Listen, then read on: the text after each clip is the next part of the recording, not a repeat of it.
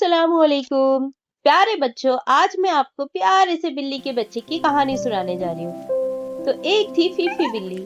जब इसने आँख खोली तो अपने आप को कसाई की एक दुकान के पास पाया। अपनी माँ और दूसरे भाई बहनों के साथ ये वहीं रहने लगी। वही गंदा नाला इनका घर था। जब ये थोड़े बड़े हुए तो फीफी बिल्ली की बहन रानो बिल्ली को एक बड़ी सी गाड़ी आके रुकी और उसमें से एक बच्चा उतरा और रानो को अपने साथ अपने घर ले गया। थोड़े दिनों बाद फीफी बिल्ली के भाई को खतरनाक कुत्तों ने हमला किया और उस हमले की वजह से उसका भाई इस दुनिया से रुखसत हो गया। जब ये और बड़ी हुई तो फीफी बिल्ली की माँ भी उसे छोड़कर चली गई। फीफी बार बार अपनी माँ के पास जाती कि शायद उसकी माँ उसे पहचाने, लेकिन उसकी माँ उसे नहीं पहचानती। धीरे धीरे फीफी बिल्ली ने भी अपनी माँ को भुला दिया और वो गलियों में यहाँ वहां आवारा घूमने लगी। एक दिन अचानक उसने अपनी बहन रानो को देखा, जो एक बड़े से बंगले के बाहर लॉन में दूध पी रही थी। फीफी बिल्ली ने अपनी बहन को आवाज दी, लेकिन रानो ने अपनी बहन की आवाज न पहचानी और उसे अपने घर से निकाल दिया। फीफी का दिल टूट गया। फीफी बाहर निकली तो गली के गंदे बच्चे वहां पर खेल रहे थे और ये गंदे बच्चों ने एक पत्थर फीफी की टांग पे दे मारा। फीफी लगड़ा के जमीन पे गिर गई और दूसरे बच्चे उसका मजाक उड़ाने लगे। बेचारी फीफी पे हंसने लगे। फीफी बड़ी मुश्किल से उठी और अपनी जख्मी टांग संभालते हुए भागी।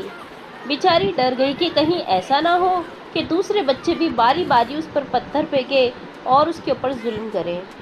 उसे मन ही मन में इन बच्चों पर बड़ा गुस्सा आने लगा। वो सोचने लगी कि ये इंसान कितना बेरहम है, मासूम जानवरों पे जुल्म करता है और कोई इन्हें कुछ कहता भी नहीं है। बेचारी जैसे तैसे अपनी जख्मी टांग संभालते हुए एक घर में घुस गई। वहां पर एक नेक बच्चा रहता था। उस नेक बच्चे को फीफी पे तरस आ गया। वो फीफी बिल्ली के लिए प्याले में दूध लेकर आ गया। फीफी तो पहले डर गई कि कहीं ये भी तो वैसा गंदा बच्चा नहीं है जो इसे मारेगा। फिर इसे भूख भी लगी हुई थी। इसने थोड़ा सा दूध पिया तो इसे और भूख लग गई और इसने पूरा दूध पी लिया। ये नेक बच्चे ने बिल्ली को पुचकारा और बड़े ही प्यार से फीफी को अपनी गोद में लिया। जब उसने उसकी जख्मी टांग देखी तो बच्चे ने बिल्ली की मरहम पट्टी की।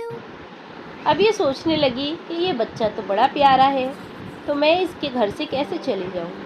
तो ये वहीं पे रह गई। दूसरे दिन बच्चे ने फीफी को अपने साथ लिया और अपने माँ बाप से मिलवाया। अब फीफी का दिल वहीं लग गया। यह उनके घर का, फैमिली का एक हिस्सा बन गई। जब भी ये नेक बच्चा बाहर जाता, फीफी को अपने साथ बाहर लेके जाता, उसे खिलाता पिलाता। अब जो है घर के सारे चूहे भाग खड़े हुए। फीफी के घर से कोई भी चूहे की हिम्मत नहीं थी कि वो घर में घुस पाता। अब फीफी दिन रात सोती ही रहती और छुप छुप कर दूसरी चीज़ें भी हड़प कर जाती। ज़्यादा खाने की वजह से फीफी बहुत मोटी ताज़ी हो गई। अब तो इसका चलना फिरना भी मुश्किल हो गया। एक दिन इन चूहों ने मिलकर किचन में हमला कर दिया।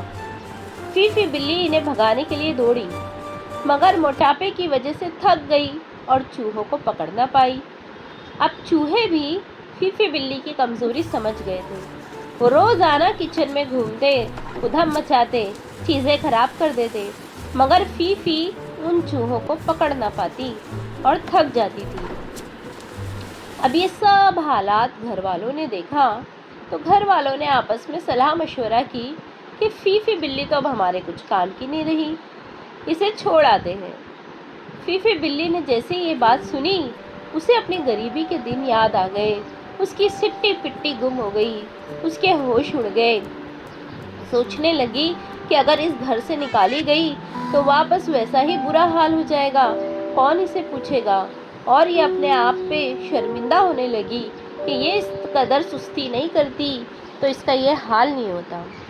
अगले ही दिन से फीफी बिल्ली ने भागना दौड़ना और एक्सरसाइज करना शुरू कर दिया और ये फिर से चूहों को पकड़ने लगी और चूहों के लिए खतरे का निशाना बन गई और वापस से घर वालों की आंख का तारा बन गई।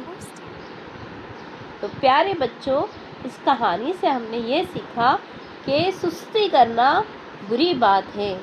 इंसान को सुस्ती और काहली नहीं करनी चाहिए, लेज़ीनेस से बचना चाहिए।